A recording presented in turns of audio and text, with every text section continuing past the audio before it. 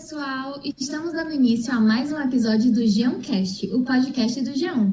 Meu nome é Isaberen e, assim como os outros apresentadores do Geoncast, eu sou estudante de Medicina da Universidade Federal do Ceará e membro do Geon, Grupo de Educação e Estudos Oncológicos. E eu sou o Igor, também integrante do GEON e estudante de Medicina da Universidade Federal do Ceará. E hoje nós contamos com a participação da Bia Suzuki para uma conversa sobre a história da nossa convidada e a sua trajetória no enfrentamento de um câncer de intestino. Antes de iniciarmos, vamos apresentar a nossa ilustre convidada. Hoje a gente está recebendo a Bia Suzuki, que foi diagnosticada aos 25 anos com câncer de intestino, atualmente encontra-se em remissão, é ex-ostomizada, idealizadora do grupo Papo Reto para pacientes e familiares e voluntária do Instituto Oncoguia. É um prazer estar aqui com vocês. Eu aqui no interior de São Paulo, podendo me conectar com vocês aí e poder agregar de alguma forma com a minha história. A gente fica muito feliz de te receber aqui. E como primeira pergunta, eu gostaria de saber como você descobriu o câncer, o que você estava sentindo, como foi logo no início. A minha história assim, é de uma típica jovem que achava que não poderia ser acometida com nenhuma doença grave. Eu tinha 22 anos. Na época eu morava na cidade onde eu moro atualmente, que é São José do Rio Preto, interior de São Paulo. E aqui começaram os primeiros sintomas. Era só um sangramento, só quando o intestino prendia e eu fazia força. E então, assim, eu pensava, deve ser normal isso, né? E fui ignorando. Até que a minha irmã foi recolher o lixinho do banheiro e percebeu o sangue no papel e veio me questionar. Você tá menstruada de novo? E foi aí que eu me senti à vontade de contar para ela o que estava acontecendo, porque até então eu não contei para ninguém, nem em roda de conversa assim com amigos, porque é um assunto assim que a gente não fala, né, nem para melhores amigos. Aí a minha irmã, que teve a atitude de procurar uma tia que era enfermeira num postinho de saúde, atravessando a rua de casa, assim, o postinho, e a minha tia orientou como chegar até o especialista. Eu consegui o encaminhamento para o proctologista. Na época, correu tudo muito rápido. Não lembro ao certo assim quanto tempo, mas foi bem rápido, assim, logo eu fui nessa consulta. O proctologista me examinou, eu contei para ele o que vinha sentindo, e ele fez o exame de toque, e aí ele falava que sentia que era uma feridinha, só falou isso. E fez a guia do pedido de colonoscopia e receitou pomada e remédio. Só que aí, na época, justamente por falta de informação, e eu acho que também falta de uma troca ali naquela primeira consulta com o especialista, dele me passar que era importante, né, eu fazer o exame, e para saber o porquê que eu estava com aquele sangramento, eu ignorei totalmente todas as orientações. Não compareci à colonoscopia, não usei a pomada nem o remédio. O remédio, especificamente, eu precisaria parar de tomar bebida alcoólica. Na época, eu estava no auge da juventude, então não quis abdicar de um prazer momentâneo da minha vida, né? E ainda eu tinha acabado de perder meu pai, estava naquele processo do que decidi fazer, né, durante a vida, escolher profissão.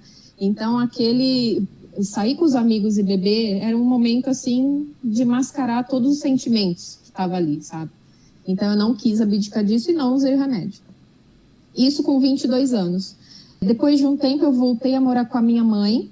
Como ela estava sozinha, eu voltei a morar com ela em Clementina, uma cidade de 7 mil habitantes, bem pequenininho.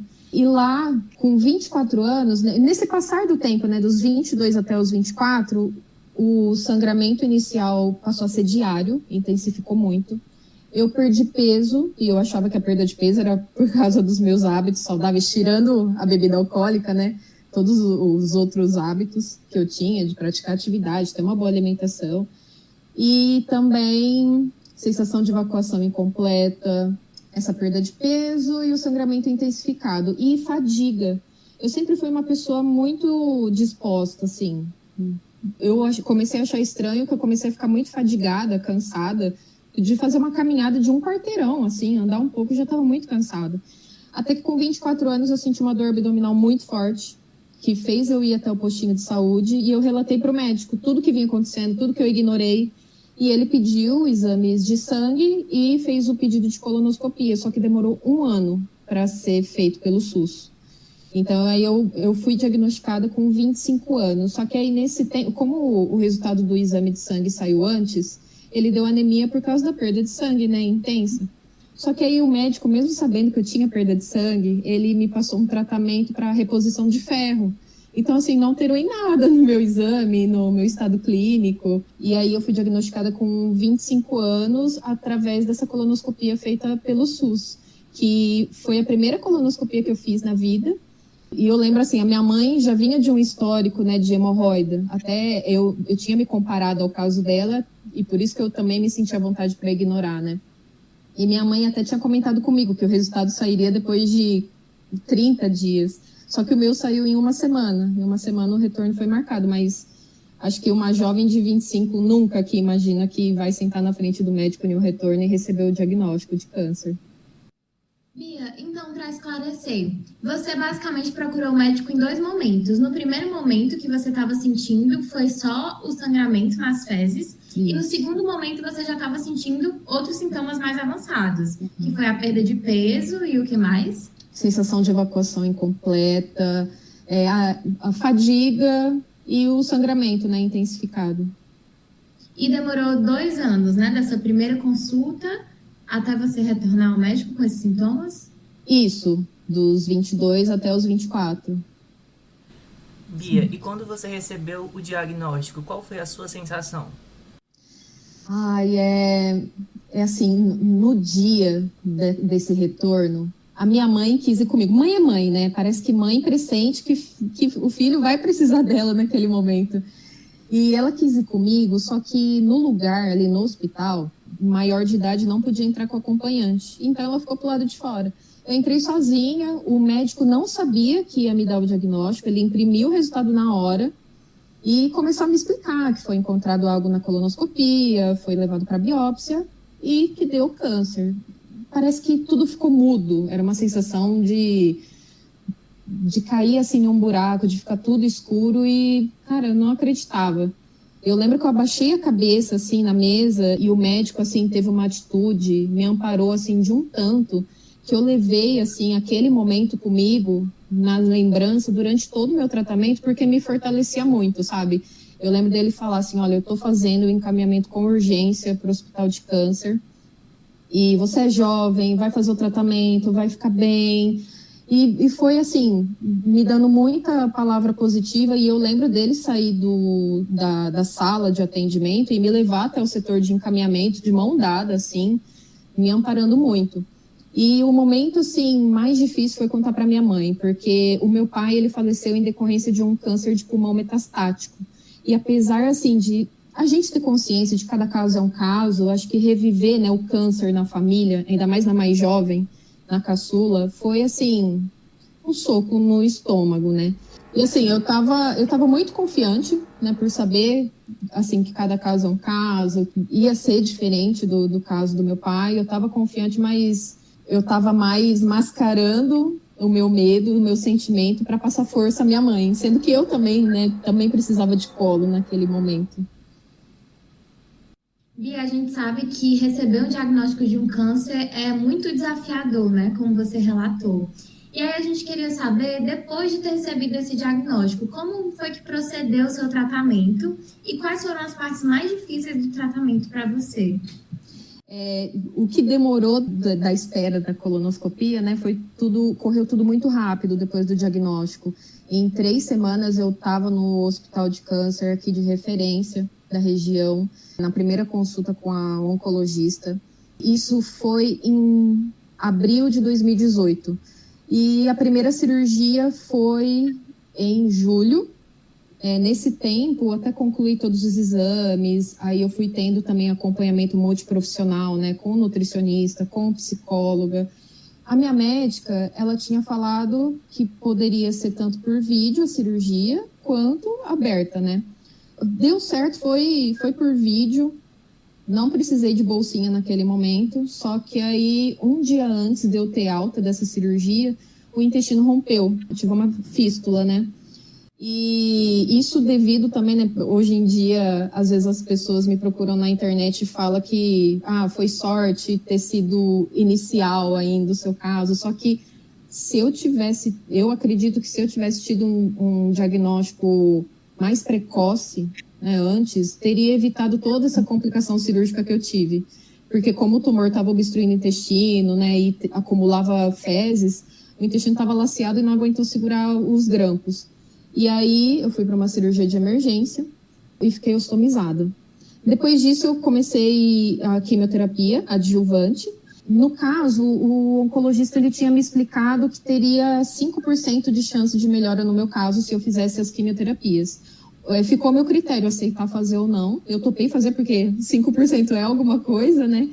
E eu comecei já naquela semana, era uma vez por semana. Ele falou que eu não teria efeitos colaterais, iria sair bem, só que seria 30 sessões e eu só consegui fazer 6 no total. Porque, coincidentemente, no mesmo período que eu estava fazendo quimioterapia, o intestino delgado torceu por causa de aderência. Aí mais uma cirurgia. Aí depois disso o oncologista reavaliou tudo e achou melhor suspender, porque não estava valendo a pena ali eu continuar com o tratamento, né? Depois disso foi feita todos os exames para saber se eu faria a reversão da bolsinha. Tava tudo certo, a médica até no retorno já queria marcar logo, agenda logo essa cirurgia, só que eu recusei por um tempo. Fiquei uns 4 meses recusando, porque olha quanta coisa que tinha acontecido comigo em 3 meses. E eu estava muito traumatizada de cirurgia, então eu queria viver um momento de paz, tranquila, sem estar internada, sem cirurgia, pós-operatório. No início, assim, eu lembro que nesse dia ela teve uma reação de surpresa, porque ela disse assim, como assim você quer ficar com a bolsinha? Você tem que casar, ter filho, terminar a faculdade, sendo que eu já tinha terminado a faculdade, sendo que eu tinha iniciado um relacionamento no meio do tratamento oncológico e eu estava vivendo super bem, eu tinha me adaptado. Então eu acho que eu mudei a visão até da própria médica sobre essa vida de ostomizado.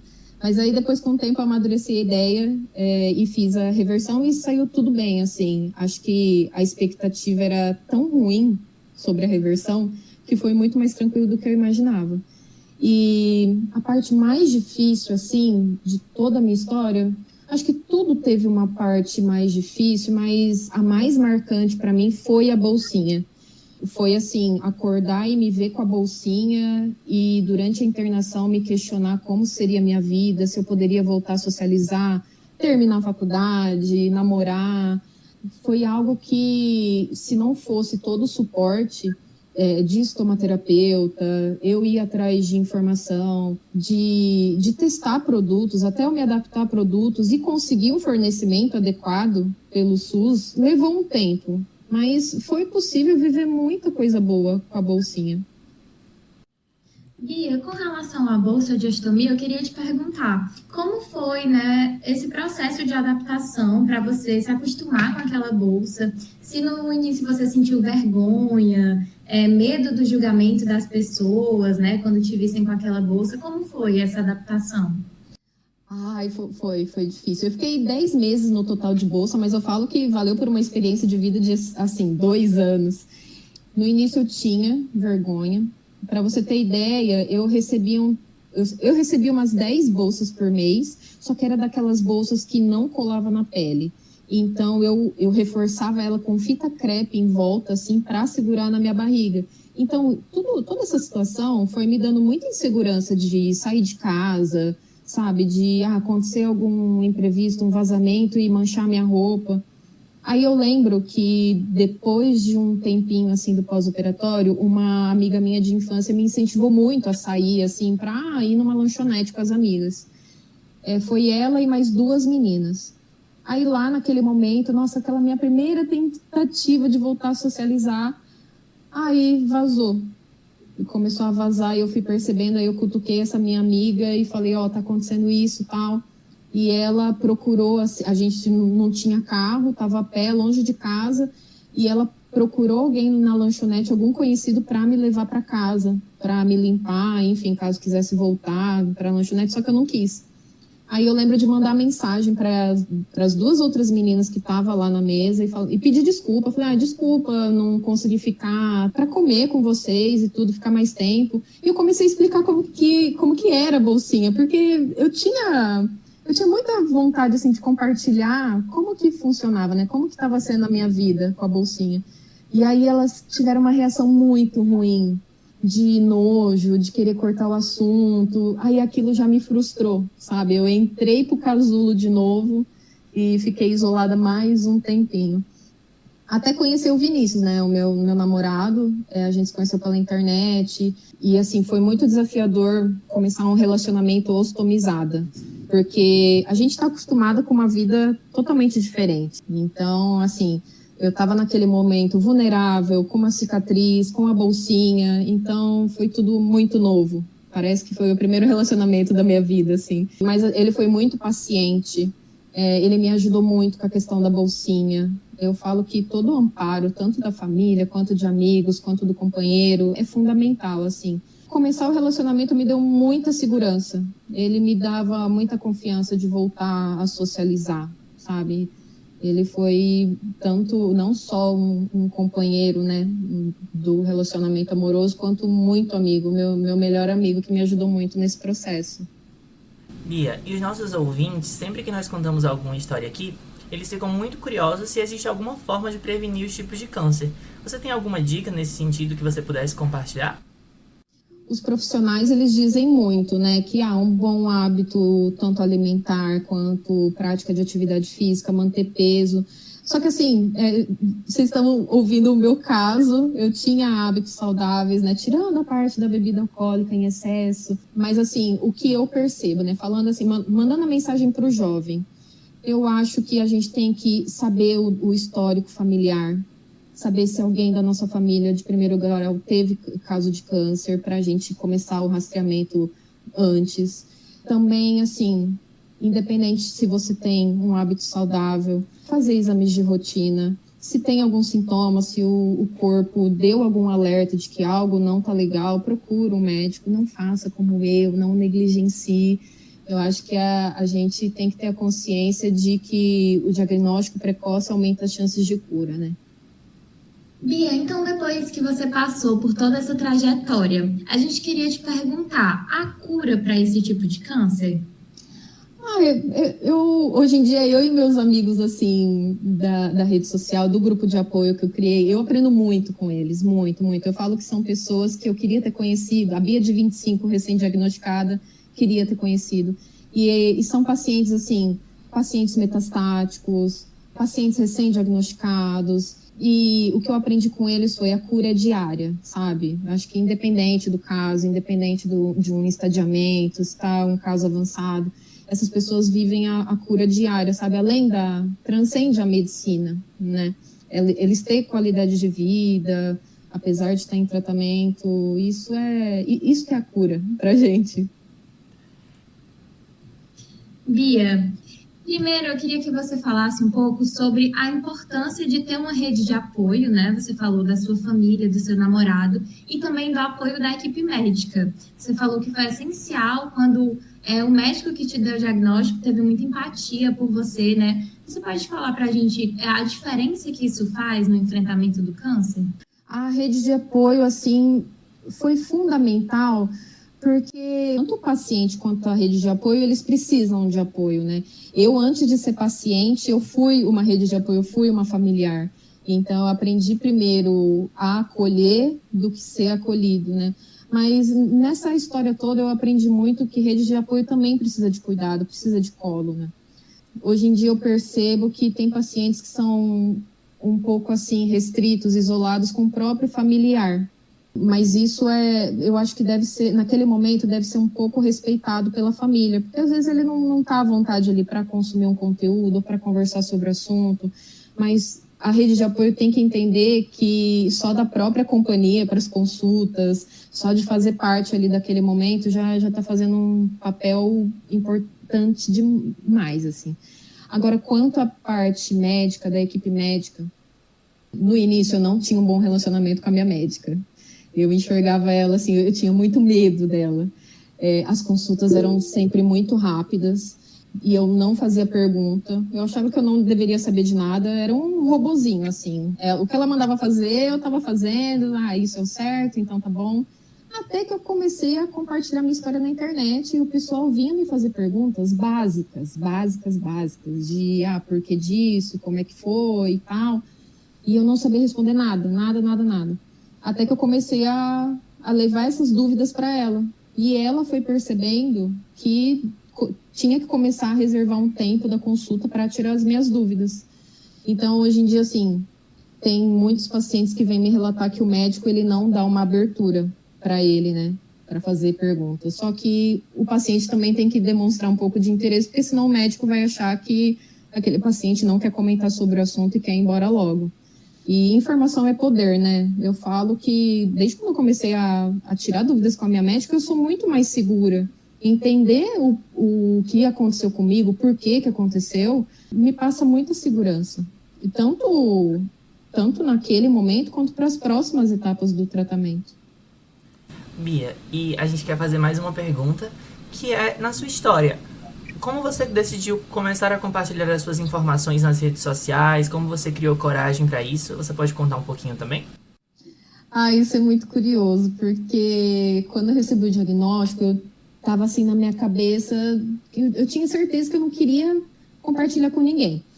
Para vocês terem ideia, minha família ali ficou sabendo, né, no dia, minha mãe estava comigo presencialmente, meus irmãos moram em cidade diferente, então eu contei por mensagem. Na época eu estava em um outro relacionamento, eu contei para essa pessoa que não teve uma reação muito boa, então ali depois do diagnóstico eu terminei esse relacionamento e eu contei para 2 amigos, só. Isso até a primeira com segunda cirurgia. Só que aí o que foi acontecendo? Né, eu morava numa cidade muito pequena, de 7 mil habitantes, que todo mundo fala da vida de todo mundo, sabe da vida de todo mundo. Só que aí o pessoal do próprio postinho de saúde começou a fazer comentários da minha história, nossa, mas muito fora da realidade, muito. E minha mãe, ela saía para ir no mercado, alguma coisa assim, e ela voltava desgastada de saber pela boca das pessoas o que estavam falando sobre mim. E isso foi me desgastando muito. Eu fiquei muito revoltada.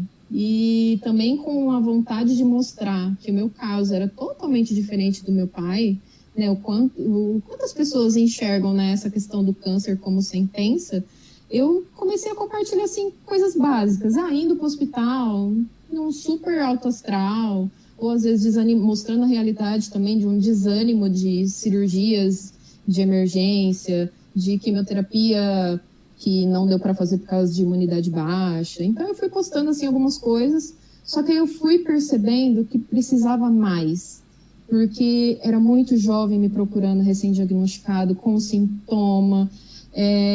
Quando eu recebi o diagnóstico, eu cheguei em casa e procurei na internet e não encontrei ninguém de câncer de intestino, ninguém, só de mama, ovário, que foi as meninas em quem eu recebi muito apoio.